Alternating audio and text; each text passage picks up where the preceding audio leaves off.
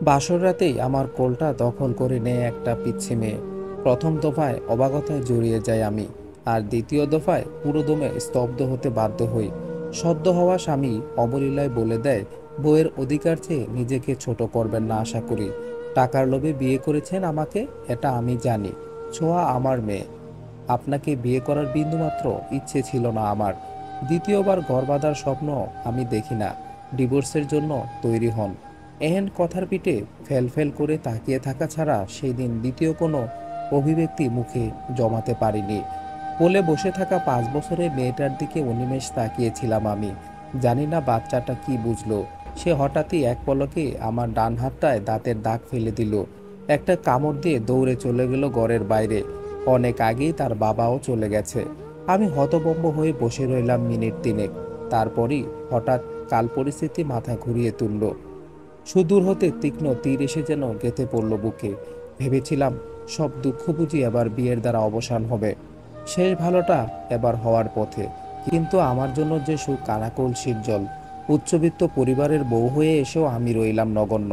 স্বামী অমান্য করলো আমাকে। খুব ছোটতে বাবা মা হারিয়ে চাচার বাড়িতে ঠাঁই পেয়েছিলাম। অবমাননা লাঞ্ছনা সয়ে 20টা বছর পেরোনোর পর আমি চেয়েছিলাম একটা ঘর বাঁধব। দোতলা টিনের ঘর হলেও বেশ হবে। আমার আপন সংসারে সে আর আমি মিলে যাত্রা দিয়ে পার করব যুগের পর যুগ।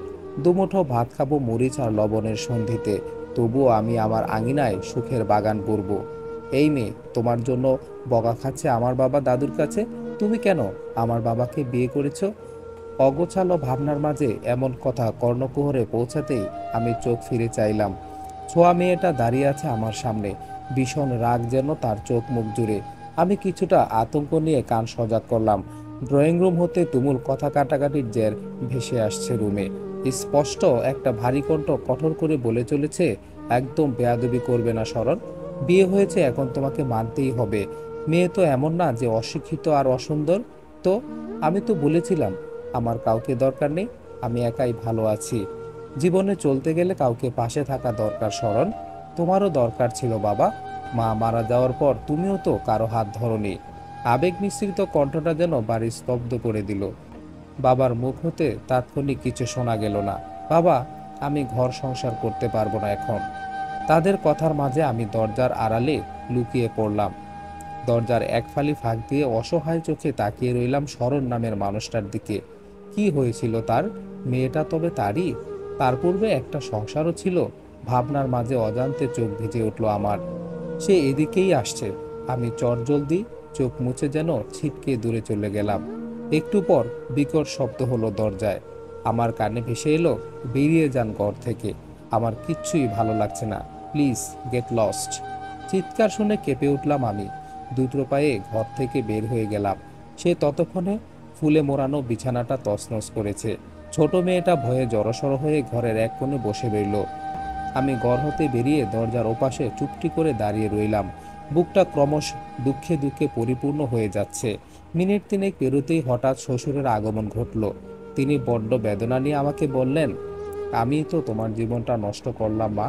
ছোঁয়ার মুখের দিকে তাকিয়ে শরণকে বিয়ে করালাম, কিন্তু ও আটকে গেলেন কেন মাঝপথে?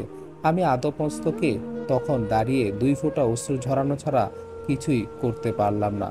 আমার তো বয়স হচ্ছে, আমার একটা মেয়ের দরকার ছিল। তোমাকে আমার মেয়ে করে এনে হয়তো তোমার জীবনটাই নষ্ট করলাম। ক্ষমা করে দিও আমাকে। বৃদ্ধ মানুষটার এমন কথা শুনে আমি হঠাৎই ফুঁপিয়ে কেঁদে উঠলাম। মুখে হাত চাপা দিয়ে তৎক্ষণাৎ ভাঙ্গা গলায় কিছু বলতে চেয়েও আমি পারলাম না বলতে। রাতটা নির্ঘুম কাটিয়ে দিলাম। আর তিনটা আর দিনটা শুরু হলো অবহেলা নিয়ে। আত্মীয় স্বজন 2-4 জন যারা ছিল তারা দ্রুতই যেন বাড়ি ছাড়া হলো। চাচা চাচি বিয়ে দিয়েই যেন বেঁচে গেছে। ফের আরও একটা বার খোঁজ নেওয়ার কথা হয়তো ভাবিনি। চাচাতো বোনটা শুধু একবার ফোন করেছিল। সকালের নাস্তা করছিল সে, ছোট্ট মেয়েটা আর বাবা। আমি নাস্তা বানিয়েছিলাম, রুটি পরোটা করেছিলাম। সে বিনা বাক্যে যেন মেঘে ঢাকা মন নিয়ে খেতে বসে। বাবা বেশ প্রশংসা করে, আর ছোট্ট মেয়েটা বায়না ধরে সে এগুলো খাবে না, তাকে বিরিয়ানি রান্না করে দিতে হবে। উনি একটু অস্বস্তিতে পড়লেও মেয়ের জেদের কাছে হার মানে। আমি গত রাত থেকে না খাওয়া এখন অবধি, তবুও হাসি মুখে ছোট্ট মেয়েটার আবদার পূরণ করলাম। কিন্তু সে জানি না কেন এমন করলো আমার সাথে। এক লোকমা মুখে দিয়ে থু থু মেরে ফেলে দিল। পুরো প্লেট উল্টে দিল মেঝেতে। আমি তার পাশেই দাঁড়িয়ে থাকায় সব পড়ল আমার গায়ের উপর। চিৎকার করে দূরে সরে যাই। সেই মুহূর্তে সে আশ্চর্যজনকভাবে চিৎকার দিয়ে তার বাবাকে ডাকে। হুড়মুড় করে আসেন উনি। ছোঁয়া বলল, বাবা, উনি আমার উপর চিল্লাপাল্লা করে। দেখো, আমাকে খেতে দিল না, ফেলে দিয়েছে বিরিয়ানি। আমি চরম অবাক হলাম। কি বলে এইটুকু মেয়ে বাচ্চা? অবাকতা নিয়ে যখন শরণের দিকে তাকালাম তখন সে আলগোছে শীতল চোখে দেখলেন আমাকে। তারপর মেয়েকে বললেন, আসো আমার সাথে। ছোঁয়া চলে গেল। যাওয়ার সময় তার বাবাকে বলল, তুমি তাকে বকলে না কেন বাবা? কোনো প্রত্যুত্তর সে পেল না। এভাবে রোজই চলতে লাগলো কিছু ঘটনা। আমি মুখ বুজে শুয়ে গেলাম। আজ 10 দিন হতে চলল। কখনো ভাবি, এমন সংসারে থাকা কি আমার জন্য সুখের? মন বলে, পূর্বের চাইতে একটু ভালো আছিস। কোথায় যাবি তুই? এখান থেকে বেরিয়ে একটা কোথাও দাঁড়ানোর মতো জায়গাও তো তোর নেই। পড়ালেখাও সামান্য, মাত্র এইচএসসি পাশ করেছিস। আরও ভাবি বাবার কথা। একটা বাবা পেয়েছি, তার দেখভাল করেই ভালো সময় কেটে যাবে আমার। বাবা আমাকে বলে, তুই কখনো চলে যাওয়ার কথা ভাবিস না মা। তুই চলে গেলে আমাকে কে দেখভাল করবে? হুইল চেয়ারে বসে থাকা মানুষ আমি। কিছুটা হয়তো জড়িয়ে গেছি আমি এই সংসারের সাথে, কিছুটা মানিয়ে নিয়েছি সবকিছুকে। পুরোটা দিয়ে ছোঁয়ার মা হয়ে ওঠার চেষ্টায় মত্ত হয়েছি আমি। শুধু জানি না আমি ভালোবাসার চেষ্টাটা করব কিনা। তাকে ভালোবাসার কথা ভাবতেও যে আমার ভয় লাগে। কিছু কথা ছিল আপনার সাথে। হঠাৎ তার ডাকে ভাবনা ছুটে গেল আমার। পিছন ফিরে চাইলাম। সে দাঁড়িয়ে আছে, মুখে ক্লান্তির ছাপ, ঘামে ভেজা কপাল, সুন্দর নাক মুখ, ঠোঁট জুড়ে ভেসে উঠেছে যেন আমাকে নিয়ে তার অবজ্ঞা। আপনার ঘরেই তো ডাকতে পারতেন আমাকে, আমি চলে যেতাম। সে আমার কথার পিঠে বলল, আমি বিজনেসের জন্য বিদেশ যাচ্ছি কাল দিন পর। ডিভোর্সের পেপার রেডি করছি, দ্রুত হয়ে যাবে। আর আপনি কোনো চিন্তা করবেন না, আমি এসে আপনাকে এই বাসা থেকে শিফট করিয়ে অন্য বাসায় পাঠিয়ে দেব। একটা ভার্সিটিতে অ্যাডমিট করিয়ে দেব। প্লিজ একটু নিজের রাস্তা নিজেই বেছে নেবেন। আমার বুকের মাঝে যেন মোচড় দিয়ে উঠল। আর তার কথা আমার বুকের মাঝে যেন মোচড় দিয়ে উঠল তার এমন কথা শুনে। একটা দিন দ্রুতই চলে গেল। সময় হয়ে এলো ওনার যাওয়ার। আজ বিকেলেই তার ফ্লাইট। সন্ধ্যা 7টায় ছোঁয়াকে দেখলাম খুব কাঁদলো তার বাবার গলা জড়িয়ে ধরে। প্রত্যেক দিন তার বাবা চলে যাওয়ার পূর্বে সে চোখ ভিজিয়ে বিদায় দেয় বাবাকে। এবারও নাকি তার ব্যত্যয় ঘটল না, তবে ঘটল এর চাইতে একটু বেশি কিছুই। আচমকাই এবার ছোঁয়ার জেদ তুলল সে তার বাবার সাথে যাবে। শরণ অপ্রস্তুত হয়ে পড়ল। ছোঁয়ার জেদ ক্রমে ক্রমে বাড়তেই লাগলো। আমি তখন ড্রয়িং রুমে নিশ্চুপ এক প্রান্তে দাঁড়িয়ে। বাবা ছোঁয়াকে বোঝাতে গেলে শুনতে হলো, দাদু, আমি বাবার সাথেই যাব। এই আন্টিকে আমার ভালো লাগে না। আমি তাকে কাছে থাকতে চেয়েও এমন উক্তির পর আর ডাকিনি। তোষামত করতে গেলে যদি হিতে বিপরীত হয়, কেন যে কোনো এক অজ্ঞাত কারণে আদতই আমাকে মেনে নিতে পারে না তা আমার সত্যিই অজানা। তার ছোট্ট হৃদয় যেন ভুলেও চায় না আমাকে তার মায়ার জায়গা দিতে। ভাবনা যখন গাঢ় হচ্ছিল আমার, ঠিক এমন সময় বাবা বলে উঠল, শরণ, ছোঁয়াকে এয়ারপোর্ট পর্যন্ত নিয়ে যাও। খেয়া সাথে যাক, আবার গাড়িতে করে ওরা ফিরে আসবে। কথাটা শুনেই ঈষৎ চমকে উঠেছিলাম আমি। আচমকা যখন তাকালাম শরণের দিকে তখন তারও দৃষ্টিতে আমি বাধা পড়েছিলাম। সেকেন্ড সময়ের মতো একবার চোখাচোখি তখন ছিল অবশ্য প্রাপ্ত। মা, আমি তাহলে আসি। এয়ারপোর্টের মেইন দরজা হতে একটু দূরে দাঁড়িয়ে ছোঁয়ার উদ্দেশ্যে বলল শরণ। ছোঁয়ার মুখ পানে মন খারাপের স্বস্তিগুলো গাঢ় হলো। ফুটে উঠল তারা প্রায় কাঁদো কাঁদো হয়ে গেছে। শরণ মেয়ের কপালে ছোট্ট একটা চুমু দিয়ে সম্মুখ পথ ধরল। সেখানে যদিও বা আমি উপস্থিত ছিলাম না, তা গণ্য করল না তারা। আমার কোনো অস্তিত্ব সেখানে নেই এমন এক ভাবনা মনে জায়গা দিয়ে শরণ চলে গেল। আমি উন্মুক্ত দৃষ্টিতে তাকিয়ে রইলাম তার পানে। এক হাত ধরে রাখলাম ছোঁয়ার হাতে। অবশেষে বাসায় বাবার সাথে এক ঝাঁক তর্ক আর বিতর্ক করে চরম অনিচ্ছা নিয়ে আমাকে এয়ারপোর্টে নিয়ে আসে শরণ। আমি যে ভীষণ ইচ্ছুক ছিলাম আসতে তেমন কিছুও না। নেহায়েত বাবার কথা আর কিছু অভ্যাসের দরুন আসা। যে মেয়ে অন্যের বাড়িতে খেয়ে পড়ে বেড়ে ওঠে তার কোনো ইচ্ছে থাকতে নেই।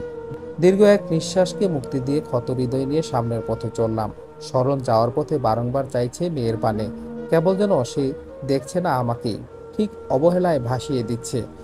হঠাৎ আমার মন শুধালো আমাকে, আমি কি তার থেকে ভালোবাসা চাই, তার সাথে সংসার করতে চাই? তার প্রশ্নের পরিপ্রেক্ষিতে উত্তরগুলো রইল ধোঁয়াশার চাদরে মোড়ানো। আন্টি, বাসায় যাই চলো। সময়টা যেন তবদায় কাটলো। ছোঁয়ার ডাকে নড়ে চড়ে উঠলাম আমি। মলিন একটা হাসি ঠোঁটে নিয়ে বললাম, ঠিক আছে চলো। বলেই তাকে কোলে তুলে নিয়ে হাঁটা দিলাম। ছোট্ট মিষ্টি মুখটা তখন অবাক হলো। হঠাৎই ধমকে উঠে বলল আমাকে, কোলে নিলে কেন তুমি? আমি কি উঠতে চেয়েছি? আমি কখনো তার কর্মকাণ্ডে ক্ষুব্ধ হতে পারিনি, এবারও হতে পারলাম না। মিষ্টি করে বললাম, কেন, মা কি মেয়েকে কোলে নিতে পারে না? তুমি আমার মা, তোমাকে তো আমার মায়ের মতোই লাগে। আমার মা অনেক দূরে, ওই মাটির নিচে শুয়ে আছে। হন্টন দশায় ছোট মেয়েটার কথা কর্ণকুহরে পৌঁছাতেই বুকের মাঝে মোচড় দিয়ে উঠল। তৎক্ষণাৎ কিছু বলতে পারলাম না আমি। আমারও যে মনে পড়ে গেল মায়ের কথা। তুমি কিন্তু চাইলে আমাকে মা বলতে পারো। ছোঁয়াকে পুনরায় স্বাভাবিক দশায় ফিরে আনতে একথা বলতেই সে জবাব দিল, ভেবে দেখব। আমি তার এমন অপটু মুখের পাকা কথা শুনে হাসলাম খানিক। ভীষণ চালাক। কার মতো হয়েছে এই মেয়ে? ওর মায়ের মতো নাকি, নাকি ওর বাবার মতো? ভাবতে ভাবতে আরো কিছু গল্প হলো ছোঁয়ার সাথে। বাসায় আসার পুরোটা পথ জুড়ে সে হঠাৎই আমার সাথে বড্ড সহজ হয়ে গেল। কথায় কথায় বলে ফেললো, তোমাকে আমি আন্টি বলেই ডাকবো এখন। তুমি না এতটুকু ভালো তাই, আর যখন তুমি এতগুলো ভালো হবে তখন আমি তোমাকে মা বলে ডাকবো, বুঝলে? আমি মৃদু শব্দে না হেসে পারিনি। আন্টি, কাল আমাকে একটু ঘুরতে নিয়ে যাবে তুমি? বাবা না আমাকে বেশি কোথাও নিয়ে ঘুরতে যায় না। ব্যালকনিতে বসে রাতের আধারের পানে তাকিয়েছিলাম। ছোঁয়া আমার কোলে বসা ছিল, তার হাতের মুঠোয় ফোন। স্মরণের ফোনের অপেক্ষায় সে। তার বাবাও পৌঁছে তাকে নাকি ভিডিও কল করবে, অতঃপর সে ঘুমাবে, এর আগে একটুও না। কোথায় যাবে? তুমি যেখানে নিয়ে যাবে। আমরা কিন্তু আইসক্রিম খাবো আন্টি, ঠিক আছে? প্রশ্নের জবাব দেওয়ার আগে আচমকা ছোঁয়ার হাতের ফোন বেজে উঠল। আনন্দ যেন এ সময় আর ধরে না তার মনে। সে কোল থেকে নেমে ছুটে গেল ঘরের বাইরে। আমিও তার পিছু পিছু গেলাম। সে সোজা চলে এসেছে ভাবার ঘরে। ততক্ষণে ফোন ধরা হয়েছে। তিনজনেই যখন মেতে উঠব কথার আসরে, তখন আমি দূর হতেই চলে এলাম। মানুষের জীবন কি বিচিত্রময়। চেয়েছিলাম শুধু একটা ভালোবাসার মানুষ, কিন্তু পেয়েছি ভালো রাখার মানুষ, যে আমাকে বলেছে টাকা দিয়ে জীবনের পথ খুঁজে দেবে, ভালো থাকার ব্যবস্থা করবে, কিন্তু আমাকে ভালোবাসবে না। বাবা জানো, ওই আন্টিটা না এইটুকু ভালো, আমাকে আছে অনেক কিছু রান্না করে খাইয়েছে। ফিরে আসার পথে ছোঁয়ার কণ্ঠ কানে এলো। এরপর ভীষণ ইচ্ছে হলো ওপাশের মানুষটার মন্তব্য শোনার, কিন্তু তা আর সাধ হলেও সাধ্য হলো না। রক্তিমা আকাশে সূর্য উঁকি দিল বলে পাখির কণ্ঠ কানে ধরা দিল। কি যেন এক সুবাসের আনাগোনা বাতাসে। এমন একটা ক্ষেত্রে ঘুম ছুটে গেল আমার। চোখ খুলে প্রথমেই দৃষ্টি ছুটে গেল জানালার দিকে। এক চিলতে মৃদু তেজের সূর্য রশ্মি উকি দিয়েছে আমার ঘরে। ধরফর করে উঠে বসতে চাইতে অনুভব করলাম আমি এই মূর্ছিত বাঁধনে আবদ্ধ। খুবই হালকা এক বাঁধন। কে আমাকে এমন দুর্বল বাঁধে বাঁধলো? এই প্রশ্নের উত্তর খুঁজতে পাশে দৃষ্টি দিতেই দেখি ছোঁয়া ঘুমের মাঝে আমাকে বেঁধে রেখেছে তার ছোট হাত দিয়ে। নিজের খামখেয়ালিপনায় একটু বিরক্ত হলাম আমি। কাল ঘরে এসে কখন ঘুমিয়ে গেছি কে জানে। ছোঁয়ার কথা খেয়ালই ছিল না, কিন্তু এখন তো আমার উঠতে হবে। ফজরের নামাজটাও হঠাৎ কাজা হয়ে গেল। ভাবনার অন্তরালে ডুবে গিয়ে ছোঁয়ার হাত থেকে মুক্ত হলাম। এবারে যখনই না বিছানা থেকে নামতে যাব, ঠিক তখনই দরকল্পনাভাবে শুনতে পেলাম কেউ ডাকছে, ছোঁয়া, ছোঁয়া, মা ঘুম থেকে উঠেছ? আম্মু। আমার চোখ চরক গাছ হলো। ছোঁয়ার হাতের নিচে পড়ে থাকা ফোন হলো এই কণ্ঠের উৎস। তারা বাবা মেয়ে কি সারা রাত ফোনের সংযোগ রেখেই ঘুমিয়েছে? এই ছোঁয়া, মা শুনছ? আবারও ডাক এলো। ছোঁয়া ঘুমের সাথে বেশ করে সন্ধি করেছে। আমার এবার অজান্তে অদ্ভুত এক ইচ্ছে হলো। বেমানান এক কাণ্ড ঘটাতে মন চাইল। নিরন্তর বাধাহীন ছুটে চলা মন চাইল। ইস, আমার যদি এমন মিষ্টি একটা সংসার থাকতো। কত মিষ্টি না তারা। বাবা তার মেয়েকে এতটা ভালোবাসে। ছোঁয়া নিশ্চয়ই বায়না করেছিল অডিও ফোন কলে থাকতে। সে থেকেই স্মরণ ফোনের সংযোগ গোটা রাত নিরবিচ্ছিন্ন রেখেছে। সে কি ঘুমিয়েছিল? ভাবনা নিয়ে বিছানার ফোন উঠিয়ে কানের পাশে ধরে বললাম, ছোঁয়া ঘুমাচ্ছে, আমি একটু পর ওকে ডেকে তুলে নাস্তা করিয়ে দেব, আপনি চিন্তা করবেন না। বাড়ির কাজকর্ম আজ সানন্দে করে গেলাম। হৃদ কোঠার মাঝে কোথাও নবসূরের উৎপত্তি হয়েছিল। মন বলে গেল, খেয়া, এই মিষ্টি সংসারটা তোর, এই মিষ্টি মেয়েটা তোর, এই ঘরের বড্ড ভালো বাবাটাও তোর। এই সবই তোর। সে থেকে মহা ব্যস্ততা নিয়ে কাজ করে গেলেও রাশি রাশি আনন্দ মন হতে বিচ্যুত হয়নি ক্ষণিকের জন্য। ছোঁয়ার জন্য আজ পিঠাপুলিও বানাতে বসেছিলাম। পাটিসাপটা পিঠার পর বাবাকে বলে দারোয়ান চাচাকে বাজারে পাঠিয়ে নারিকেল এনেছিলাম। বাচ্চারা নারিকেল পিঠা ভীষণ পছন্দ করে। ছোঁয়া স্মরণের অনুপস্থিতিতে একদিনের মাথাতেই মিশে গেল আমার সাথে। মা মেয়ে মিলে অনেক হাসি তামাশায় কিচেনে যুদ্ধ করেছি। ছোঁয়া বড্ড খুশি আজ। তবে সে আমার প্রথম দিকে কেন অমন বাজে আচরণ করেছিল, মনে এ প্রশ্ন উদয় হতেই অজানা থেকে উত্তর এলো। তার জীবন মাকে ছাড়া কখনো হয়তো এমন উন্মুক্ত করে হাসেনি মায়ের মতো কারো সাথে। কখনো কেউ হয়তো আদর করে কাছে ডাকেনি তাকে, আন্টি আমাকে একটু সাজিয়ে দিবে। দুপুর গড়িয়ে বিকালের সীমান্তে পদার্পণ দিনের। ছোঁয়াকে নিয়ে আমার ঘরে শুয়েছিলাম আমি। এমন সময় তার কোমল কণ্ঠের উচ্ছল খেয়ালি সুর আমারও মনে পড়ল। আজ ঘুরতে যাওয়ার কথা ছিল। শোয়া থেকে উঠে ছোঁয়াকে বললাম, আজ আমাদের ঘুরতে যাওয়ার কথা ছিল না? যাবে? হ্যাঁ, যাবো যাবো। খুশিতে গদগদ হয়ে ছোঁয়া করতালি দিয়ে উঠল। তার সেকেন্ড তিনেক পরই হঠাৎ বলল, আন্টি তুমি থাকো, আমি আসছি। বলেই সে ছুটে আমার ঘরের চৌকাঠ অতিক্রম করে কোথায় যে গেল তা আমার জানা নেই। আমি ফ্রেশ হতেই এই ফাঁকে চলে গেলাম ওয়াশরুমে। মিনিট পাঁচেক পর যখন ওয়াশরুম হতে বেরোলাম, তখন দৃষ্টিতে ধরা দিল দুটো শাড়ি। আমি কায়দা করে যেন অবাকই হইলাম। কাঁচা হলুদ রঙের শাড়ি, একটা ছোট্ট আর একটা বড় শাড়ি। এগুলো দিয়ে কি হবে? আমাকে একটা পরিয়ে দেবে, আর আর যে একটা থাকবে ওটা তুমি পরবে। বাবা আমাকে এটা কিনে দিয়েছে। দেখো আন্টি, সুন্দর না? ভীষণ সুন্দর। দুটো শাড়ি একই রকম, শুধু আকারের তফাৎ মাত্র। আমি মলিন হয়ে গেলাম হঠাৎ এই শাড়িগুলো দেখে। মনে পড়ে গেল আমার অবস্থান। আমি কি এই শাড়িটা পরতে পারবো? বুকটা কেঁপে উঠল আমার।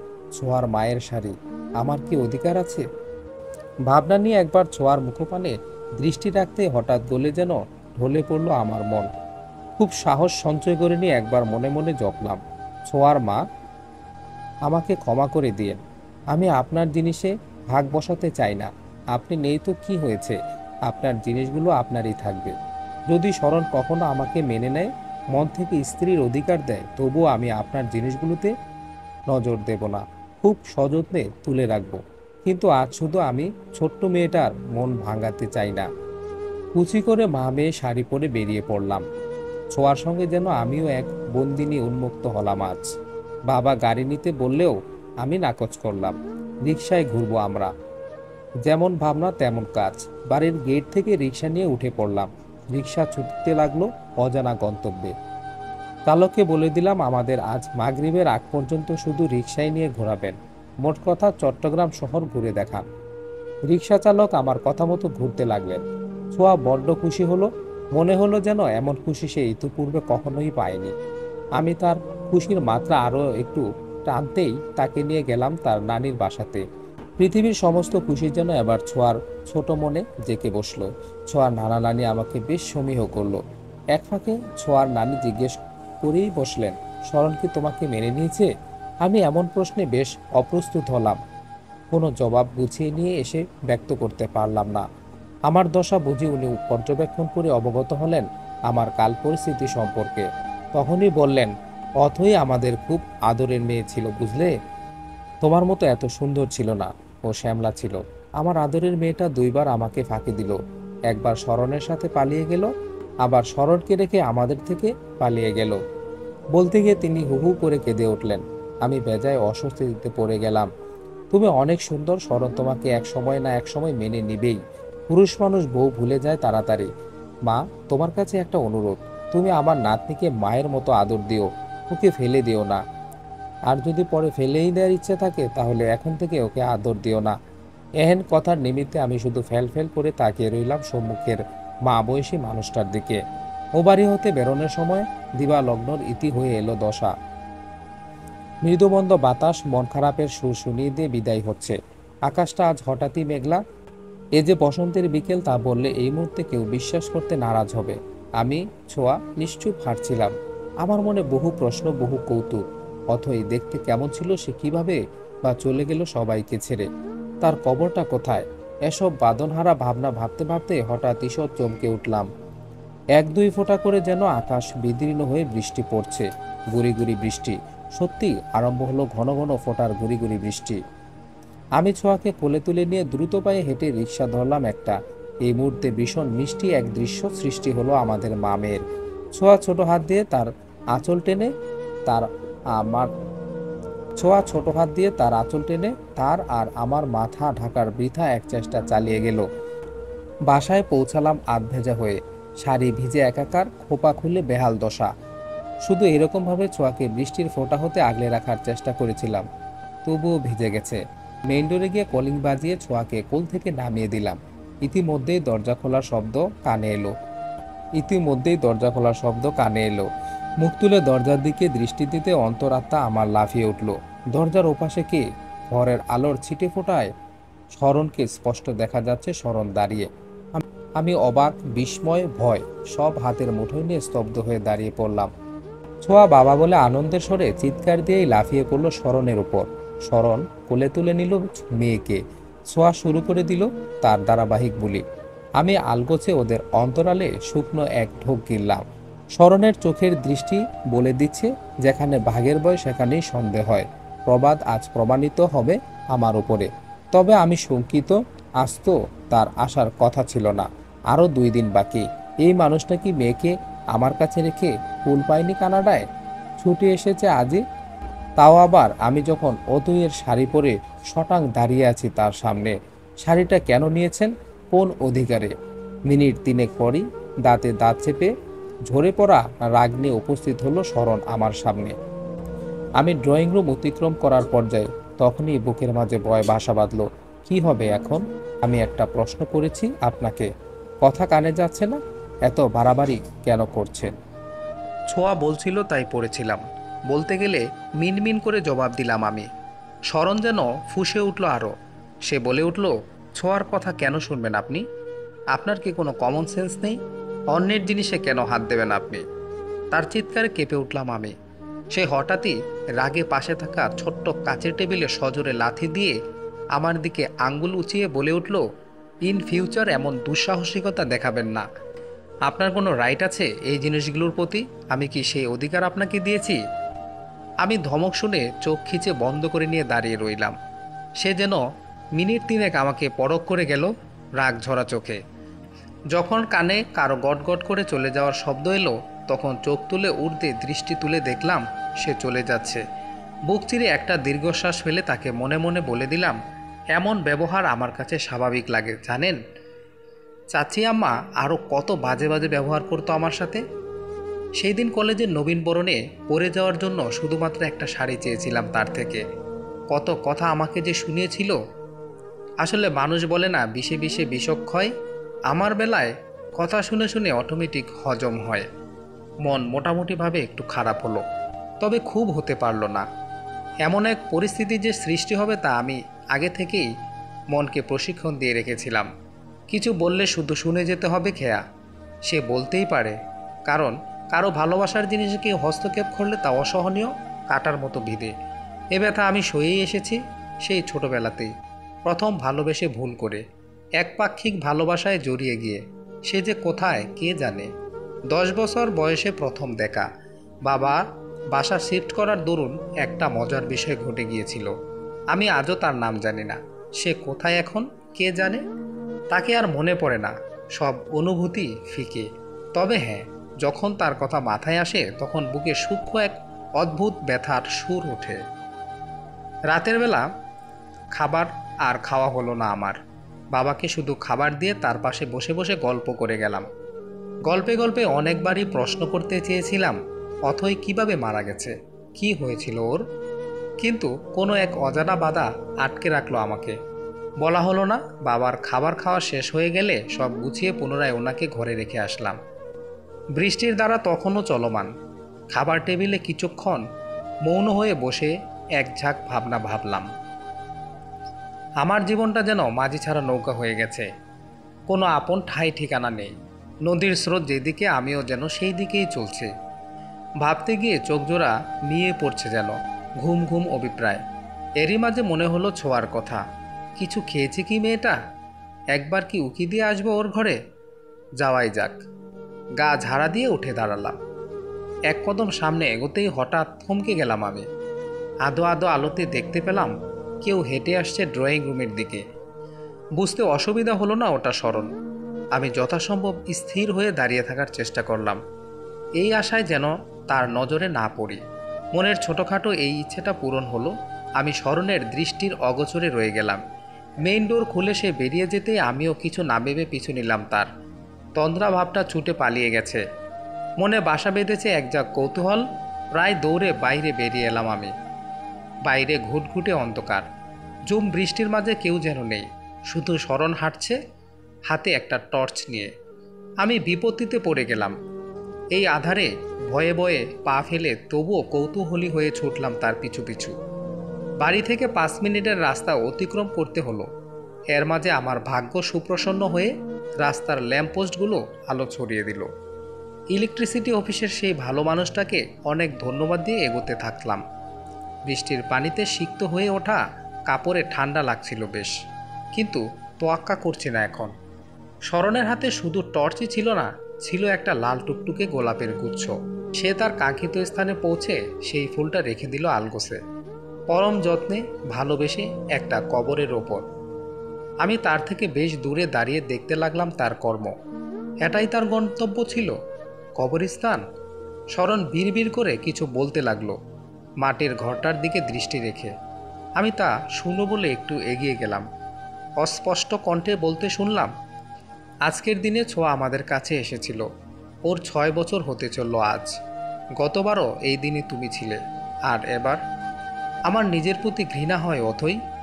সেই দিন আমি তোমার সাথে থাকলে হয়তো এমন কিছুই হতো না। তুমি, আমি আর ছোঁয়া মিলে অনেক সুখে থাকতাম। এত দ্রুত কেন চলে গেলে বলো তো?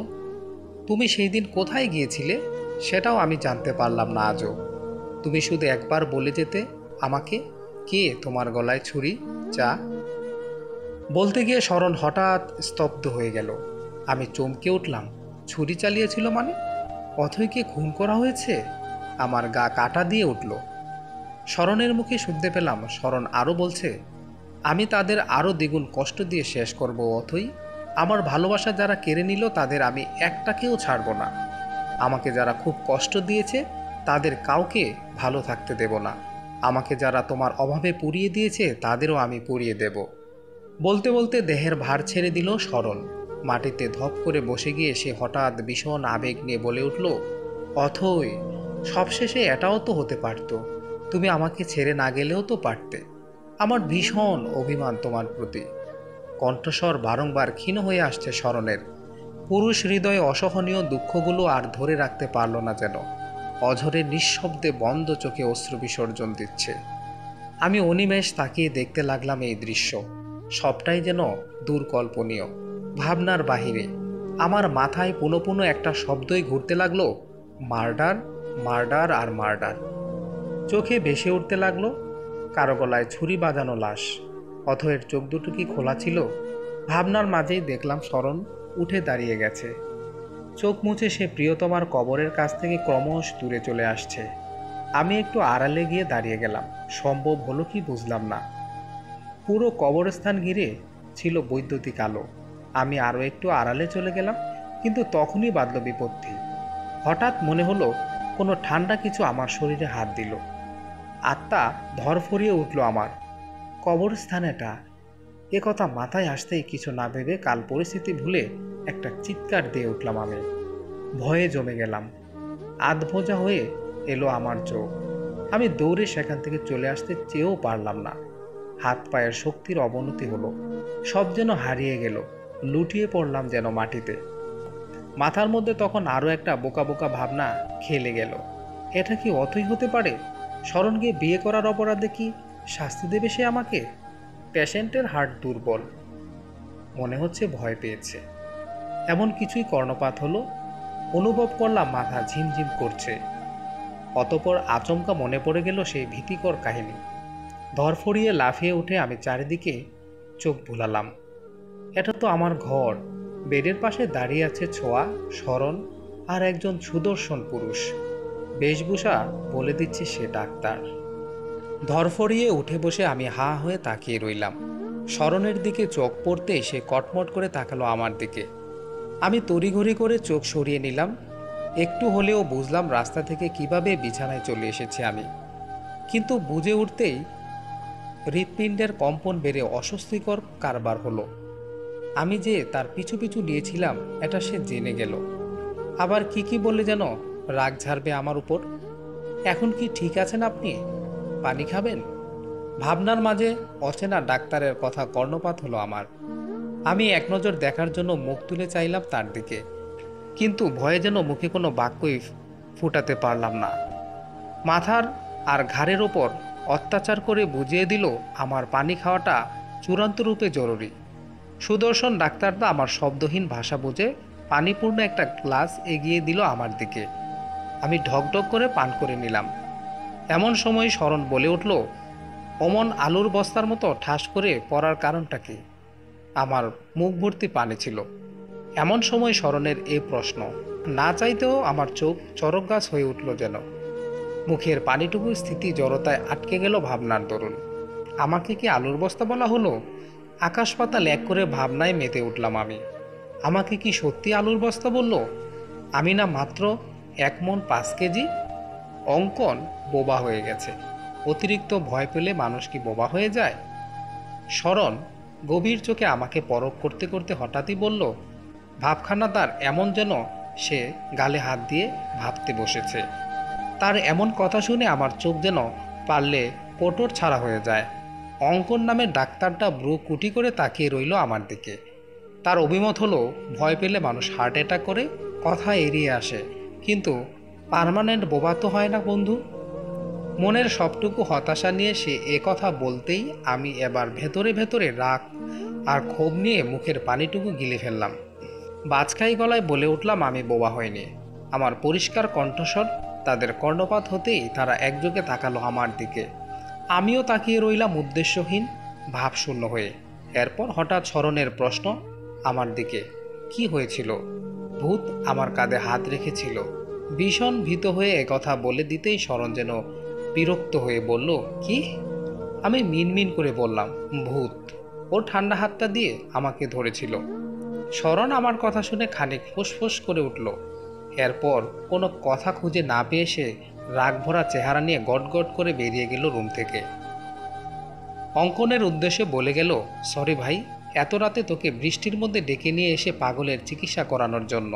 আমার উচিত ছিল তখনই এটাকে পাবনায় পাঠিয়ে দেয়া। আমি এমন কথার পিঠে শুধু অসহায়ের মতো তাকিয়ে রইলাম স্মরণের যাওয়ার পানে। পাশ থেকে অঙ্কন বলে উঠল, কিছু মনে করবেন না, আপনার ভাই একটু এমনই, ওর মাথা বেশি বেশি গরম হয় ভাবি মারা যাওয়ার পর থেকেই। অঙ্কন আরও কিছু বলেছিল, কিন্তু আমি তা মস্তিষ্কে যেন ধারণ করতে পারলাম না। এটা আবার বলে কি? কে কার ভাই? কে ভাই? কার ভাই? আমি বড্ড নিষ্পাপ কণ্ঠে জানতে চাইলাম। উত্তরটা দেওয়ার আগে অঙ্কন কিছু সময় অবাক হয়ে তাকিয়ে রইল আমার দিকে। অতঃপর ধীর কণ্ঠে বলল, শরণ আপনার দুঃসম্পর্কের ভাই, তাই না? আমি আশ্চর্যের দৃষ্টিতে তাকিয়ে রইলাম অঙ্কনের দিকে। তবে কি পরিচয় পর্ব দেয়া হয়ে গেছে অনেক আগে? সে দুঃসম্পর্কের ভাই হয়ে গেল আমার? আমি ভাবনার মাঝে অঙ্কনকে বললাম, হ্যাঁ ভাই হয়, আমার দাদির হাজব্যান্ড, দাদা ভাই আমার। অঙ্কন আমার কথা মজার ছলে নিল। হঠাৎই হাসতে হাসতে তার শহীদ হয়ে যাওয়ার মতো উপক্রম। আমি অজানা কারণেই মনের মাঝে রাগের অস্তিত্ব পরখ করলাম। অঙ্কন ছেলেটার হাসি এতটুকু পছন্দ হচ্ছে না এই মুহূর্তে। আমি তো ভেবে কুল পাচ্ছি না, কি হবে আমার? কি বলা হবে আমাকে, আর কি করা হবে আমাকে স্মরণের পিছু নেওয়ার অপরাধে? অঙ্কন ডাক্তার একটু পরেই বেরিয়ে গেল আমাদের ঘর থেকে। আমি ফ্রেশ হয়ে ভেজা শাড়ি ছেড়ে 1 ঘন্টা হলো ঘরবন্দি হয়ে বসে আছি। দুটো টেবিল ল্যাম্প, দুটো বৈদ্যুতিক বাতি সবই সচল রাখলাম। রাত 2টো বাজতে চলল। ক্ষুধায় পেটে ইঁদুরের ছোটাছুটি, কিন্তু খেতে যাওয়ার সাহসটুকু করে উঠতে পারছি না আমি। যদি স্মরণের সম্মুখে পড়ি, কৈফিয়ত দিতে হবে, কিন্তু কোনো প্রকার কৈফিয়ত আমার নিকট গোছানো নেই। রাতটা পার করলাম বড্ড ভয়ে ভয়ে। বারংবার মনে হলো, এই বুঝি আবারও সেই ঠান্ডা হাতের সংস্পর্শ পেলাম। এই বুঝি অথয়ে এসে আমার গলা চেপে ধরে বলবে, তোর সাহস হয় কিভাবে আমার স্মরণের বউ হওয়ার? আমি কল্পনায় এ প্রশ্নের জবাব গুছিয়ে রেখেছিলাম। আমি বলে দিতাম, আপনার বরের বউ হওয়ার ইচ্ছে আমার একটুও ছিল না। আমি জানতামই না সে বিবাহিত, বাচ্চাও আছে, সাথে এমন অসভ্য যে কিনা অন্যের কাছে বউকে দুঃসম্পর্কের বোন বলে পরিচয় দেয়। আন্টি আর কতক্ষণ লাগবে? আমি স্কুলে যাব না? ছোঁয়া খাবার টেবিল হতে আমার উদ্দেশ্যে কথাটা বলতে আমার হুঁশ হলো। আস্তে করে জিভ কেটে প্রত্যুত্তর করলাম, আসছি। তুমি ব্যাগ গুছিয়ে নাও, আমার হয়ে গেছে। তড়িঘড়ি করে প্লেটে ভাত বেড়ে নিলাম। ছোট মেয়েটা সকালের নাস্তা হিসেবে ভাতই খায়, শরণ খায় হালকা কিছু। তার খাবারটা গোছাতে গিয়েই ছোঁয়ার খাবার জোগাড় করতে দেরি হয়ে গেল। জয়নব খালা, আপনি থাকতে অন্য কেউ কেন ছোঁয়ার খাবার নিয়ে যাবে? রান্নাও অন্য কেউ কেন করবে? হঠাৎই পেছন থেকে এমন উক্তি ছুঁড়ে মারল কেউ। আমি ছোঁয়ার প্লেটে মাংস রাখছিলাম। পেছন ফিরে একবার দর্শন করলাম অনাকাঙ্ক্ষিত কথার মালিকটাকে। সে শক্ত চোখ মুখ নিয়ে আমারই দিকে তাকিয়ে আছে। অনেক আগে থেকে এ বাড়িতে রান্নার সব কাজ জয়নব খালা করে আসছেন। শুনেছি 16 বছর হয়ে এলো। শরণের মা বেঁচে থাকাকালীন সময় থেকেই উনি এই বাড়িতে আছেন। এই দীর্ঘ সময়ের মাঝে কখনো যেন তিনি এমন কথা শোনেননি। অবিশ্বাস্য দৃষ্টিতে সামান্য আতঙ্ক নিয়ে তিনি তাকিয়ে রইলেন শরণের দিকে। কিন্তু শরণের তাতে একরত্তিও ভাবান্তর হলো না। সে এবার আমাকে উদ্দেশ্য করে বলল, তৈরি হয়ে থাকবেন, আজ বিকালেই এই বাড়ি থেকে চলে যাবেন আপনি। ড্রাইভার রেখে আসবে অন্য বাড়িতে। এ কথা কর্ণপাত হতে আমি তড়িৎ গতিতে তাকালাম তার দিকে। সে পুরোদমে আমার চাহনি উপেক্ষা করে পেছন ঘুরে অগ্রসর হলো তার গন্তব্যর দিকে। আমি স্তব্ধ হয়ে দাঁড়িয়ে রইলাম। হঠাৎ আমার মনে হলো এই ঘর আমার পর করা ভীষণই অসম্ভব। আমি ভালো থাকতে পারবো না। আমার এই ভাবনাকে অজানায় প্রাধান্য দিয়ে হঠাৎ ছোঁয়া আমাকে ডেকে বলে উঠল, আন্টি খাইয়ে দাও তাড়াতাড়ি, স্কুলে যাব তো, দেরি হয়ে যাচ্ছে। আমার তব্দাভাবটা কাটবে কি সেটা যেন আরও বেড়ে গেল তরতর করে। আমি হঠাৎ জয়নব খালাকে বললাম, খালা, মেয়েদের স্বামীর ঘর এত আপন হয় কেন? খালা পাশ থেকে বলে উঠলেন, কারণ মেয়েদের স্বপ্নই একটা সংসার। স্বামীর মায়া আর বাড়ির মায়া পড়ে যায় দেখেই তো যুগের পর যুগ অচেনা জায়গায় অচেনা মানুষের সাথে সংসার করতে পারে। আমি জয়নব খালার কথাটা সেকেন্ড দুয়েকের জন্য গভীর করে ভাবলাম। আমি কোনটার মায়ায় পড়েছি, স্বামীর নাকি বাড়ির?